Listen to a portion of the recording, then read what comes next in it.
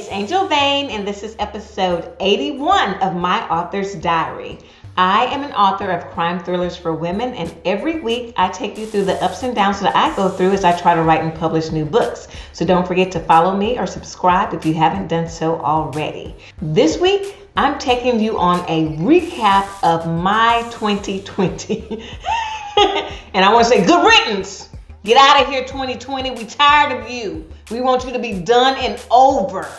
Now, and that's not to say that everything that happened in 2020 was horrible, because there were some bright spots, but overall it gets about a half a star on a 5-star rating from me. It was pretty much, I'm ready to put this one behind me and kind of like move on from all of the emotional turmoil that I went through in 2020, and that many people across the world have gone through, living through all of the different things that happened in 2020. I'm going to do a recap of my 2020, talking about my mindset, my writer's mindset during the year, talking about what I actually got written in 2020, what readers are thinking about my books in 2020, and how much money I made in 2020. What? And I will tell you, spoiler alert, it ain't enough to pay the bills, I can tell you that. All right, so let's get started with my 2020 recap, and I am going to start with the year that was 2020.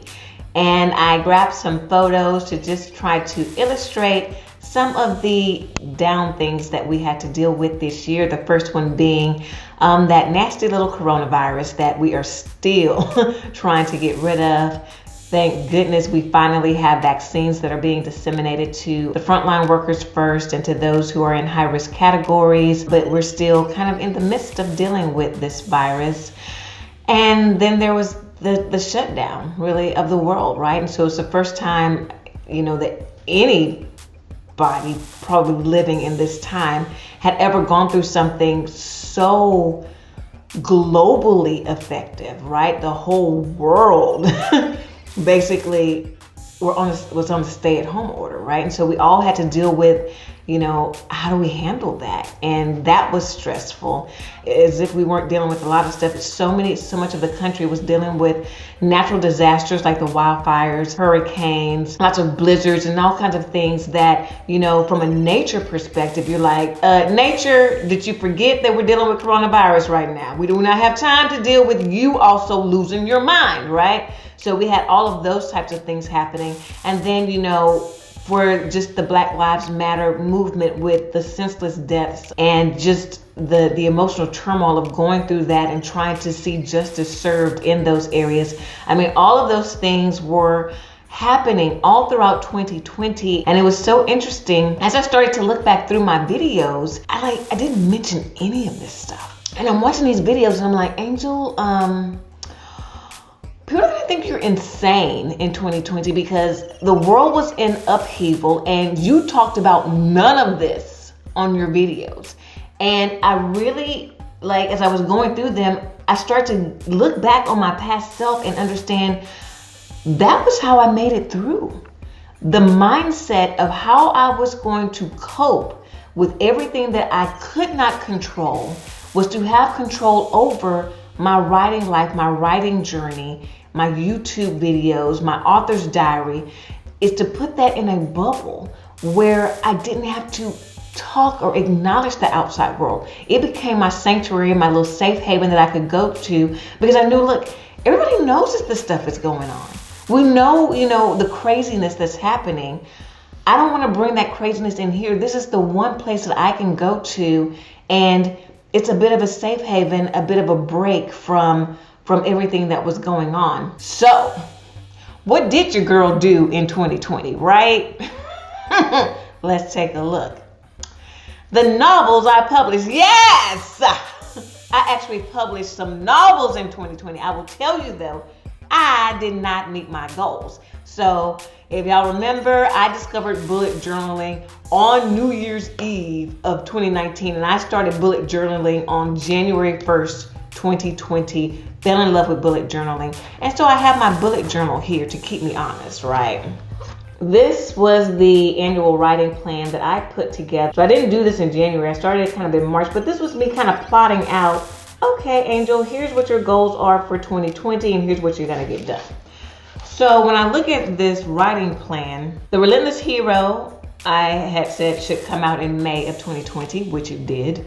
And then I had a bonus story that I was supposed to write for the Hero in Paradise series. It was called Meet the Parents. It was a bridge between the end of The Accidental Hero and the beginning of The Relentless Hero, because I think there's about a 5 to 6 month gap. And so I was like, oh, well, I'll tell y'all what happened over the holidays in between that gap, right? And it was called Meet the Parents, and you're gonna see how Julian and Mina interacted with their parents, because you know they're both from Jacksonville, Florida.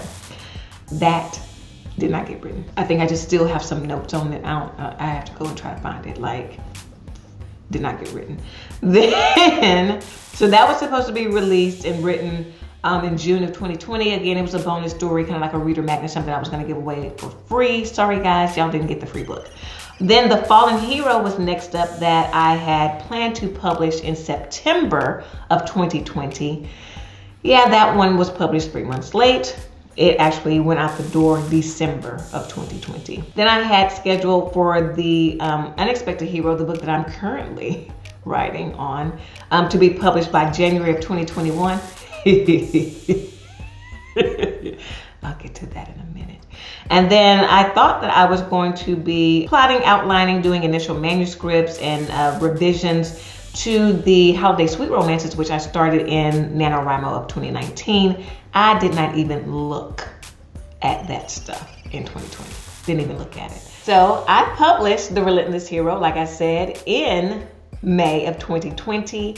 And I published The Fallen Hero in December of 2020. So those were the books that I published. And the other books that I am still working on, my novel in progress, is The Unexpected Hero, which I kind of already told you guys, but I have these cute little pictures on my PowerPoint, so I want to make sure I went through those. So what do readers think about my books? Okay, so you know, last year, 2019, first year as an indie author. This 2020, second year as an indie author. Am I growing? Do people like my books? Do they like the second and the third book that I've published? Let's see what people think. They like it.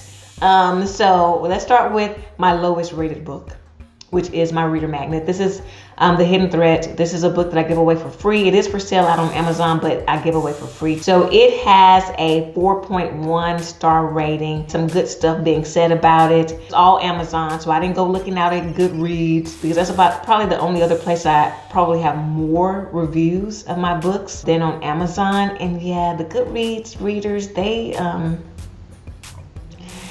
as a whole, authors know this, right? As a whole, your reviews are probably going to be a half a star to a full star lower on Goodreads, which is just, I don't know. I don't know why they are so critical of books, but they're very critical of books.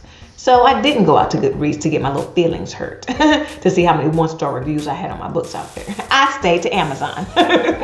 Okay, so then the next book is The Accidental Hero. This is my highest rated book. It is book 1 in the series. It has an average star rating of 4.7 on Amazon with 69 different ratings.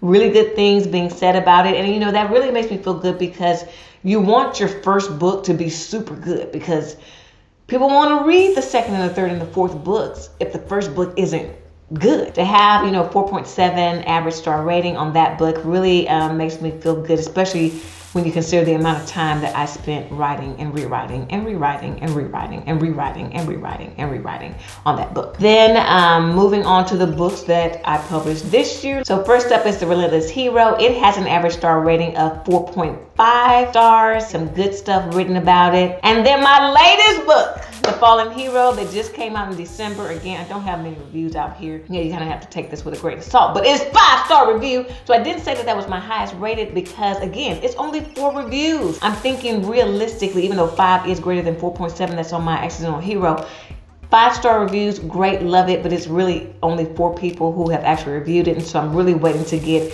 a bigger number of reviews out there before I say that, oh, this book is just a 5-star, everybody loves it, right? I got to be realistic here. But some really good stuff being said about it. You know, when I'm thinking about my series, one of the things that I was super concerned about was I don't want there to be a letdown as the series progresses. I don't want people to be like, it's not as good as the first book. It's not as good as the second book. I really wanted, people to read it and feel like every book nailed it. Every book was good. I don't feel like there was a letdown at the end of the series. And so that means there's pressure on me as I'm trying to close out book 4 in the series to not drop the ball, right? So that's a recap of what readers thought. Now I'm going to move on to how much money I made, right? And this is earnings, not profit. Okay? I want to be very clear on that. I do not make a profit on my books, by far. I am bleeding in the red on my books. I am really blessed because I do have a day job that affords me the ability to spend extra on my book. I spend what I want to spend without worrying about, okay, well, when is this going to turn a profit? When are my earnings going to outweigh how much I'm spending? That's not really a concern for me right now. And I don't know, if the books never take off, like, I will continue to write because I love doing this now. I really, really love doing it, even more so than I did in 2019. And I have a job that supports my side hustle. Because when I think about, my books and things, I treat the writing and the publishing aspect of it like a business. I really take it seriously. I set goals. I take my writing seriously. I try to make sure that I'm writing extremely good books, the best that I can produce from my ability and with the resources that I have available to me with the beta readers and the editors and all of that kind of stuff. But from a money marketing perspective, I treat it like a hobby, right? I spend money on it like I would spend money on a hobby that I'm not expecting to give me money back. And, hopefully one day I want to be in a position where I'm like, wait a minute, I'm making a whole lot of money on these books. I need to start thinking about, should I stay at my day job or should I just start writing full time? Like, I would love for that day to come. I'm hoping that day will come. But until that day comes, I'm gonna spend money on my on my books like it's a hobby, but treat the writing like it's a business. And I'm just gonna keep with that mindset. So let's get into the details. Okay, so this is an almost full year 2020 earnings. This is a snapshot for, from January 1 all the way up through Christmas Day, December 25th. And so, 6 days to go, but it probably won't shake out much different from this. So here's what the numbers are looking like. I had an audiobook. I forgot. Oh my gosh. I forgot to talk about my audiobook. Ugh. Okay, so that's one other thing that I did in 2020. I'm going to back up. Pretend like you didn't see that. And I really should edit and go back and just pretend like I didn't forget about my audiobook, but I'm just going to keep rolling. So 2020, I had an audiobook produced. It was a phenomenal experience. My audiobook is out there. I'm so proud of that audiobook. I think it came out fantastic for The Accidental Hero. Interesting thing with my audiobooks is like it's only 13 audiobooks sold, $32 of earnings, which is like not a lot. But, and I don't know why I picked up this pencil, but issues with the publishing of the audiobook. So Findaway Voices did a fantastic job of getting the audiobook out to all of the different retailers that I asked them to put the book out, by about the September, October time. Then ran into massive delays with Audible. Like, could not get the audiobook on Amazon. Audiobook didn't show up on Amazon, I want to say until late November. And I'm just like, you're kidding me. And so really all the things that I, was thinking about to try to market the audiobook, like it just got shot to the wind. I was just kind of like, can the audiobook just get out there, right? Can it just be out there available on Amazon? Not much earnings on the audiobook, but again, it hasn't been out there for very long either. Paperbacks, again, this is kind of like, paperbacks to me are like the cherry on top, right? So, I don't expect for a lot of people to buy paperbacks, but if you are looking for a paperback book, and you would prefer that, I want to make sure that I have one available because literally it is almost negligible the amount of extra work it is to produce a paperback, right? So I had 18 paperbacks sold for $55 of earnings. Then now we're getting to where the money is coming in. Ebooks. So 730 ebooks across the 3 books. And I would say it is heavily skewed towards the Accidental Hero, which probably makes up over 500 or so of those sales, maybe almost 600 of those sales. But 730 ebooks, y'all. I'm just like, yes, for $872 of earnings.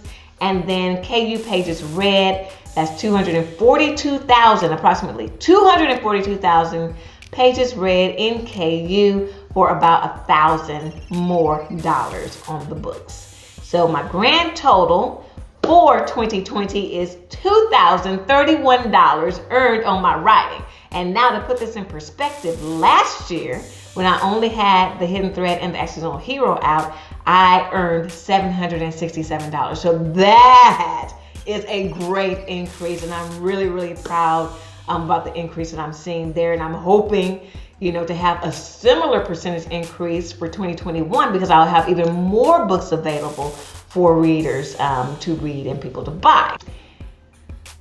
Now, I thought it was interesting, and this is something I wanted to see and kind of start to keep track of, is, okay, well, what percentage of my sales come from which of the sources? And so you see right now, audiobooks only represent 1% of the sales. Then paperbacks are about 3%. Then the ebooks are about 43%, and the KU pages read are 53%. And I'm keeping a close eye on this because I don't know how comfortable I feel with all of my eggs in the Amazon basket.